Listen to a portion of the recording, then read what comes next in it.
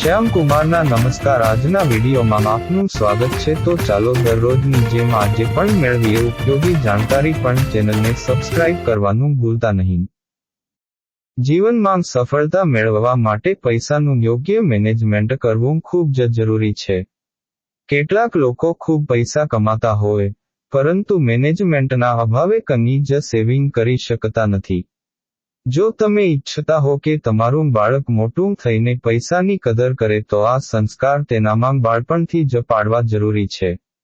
બાળકોને money management શીખવવું ખૂબ જ મહત્વનું છે, જેથી તેઓ પૈસાની યોગ્ય કિંમત કરી શકે અને બિનજરૂરી ખર્ચ ટાળી શકે. જો બાળકોને નાનપણથી જ મની મેનેજમેન્ટ શીખવાડશો તો ભવિષ્યમાં આ આદત તેમના માટે ખૂબ જ ફાયદાકારક સાબિત થઈ શકે છે. માતાપિતા માટે તેમના બાળકોને લાડ લડાવવા જેટલું જ જરૂરી છે તેમને પૈસાનું પ્લાનિંગ કરતા શીખવવું. આ માટે કેટલીક ટિપ્સ તમને ઉપયોગી સાબિત થઈ શકે છે. ચાલો એવી 5 રીતો વિશે જાણો જેના દ્વારા બાળકો સરળતાથી મની મેનેજમેન્ટ શીખી શકે. નાનપણથી જ શરૂ કરો. નાના બાળકોને પૈસાની ઓળખ, મૂલ્ય અને ઉપયોગ વિશે શીખવાનું શરૂ કરો. તેમને વિવિધ પ્રકારના સિક્કા અને નોટો બતાવો અને ગણતરી કરવામાં તેમની મદદ લો. તમે રમકડાં અથવા સ્ટીકર જેવી વસ્તુઓના બદલામાં તેમને પૈસા આપીને વેલ્યુ શીખવી શકો છો.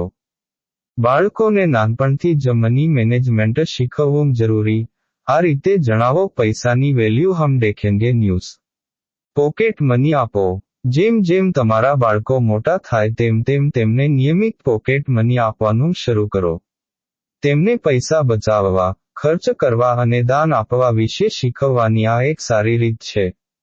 પોકેટ મનીની રકમ તેમની ઉંમર અને જવાબદારીઓ અનુસાર હોવી જોઈએ.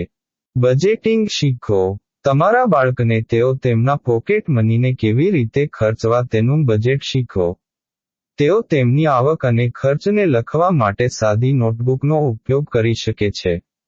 બજેટ બનાવવાથી તેમને તેમના નાણાંનું સમજદારીપૂર્વક સંચાલન કરવામાં મદદ મળશે. બચત અને ખર્ચ વચ્ચેનો તફાવત શીખવો. તમારા બાળકને સમજાવો કે બચત અને ખર્ચ બંનેનું મહત્વ છે. તેમને તેમના ધ્યેય માટે નાણાં બચાવવા અને માત્ર જરૂરી વસ્તુઓ પર જ ખર્ચ કરવા પ્રોત્સાહિત કરો.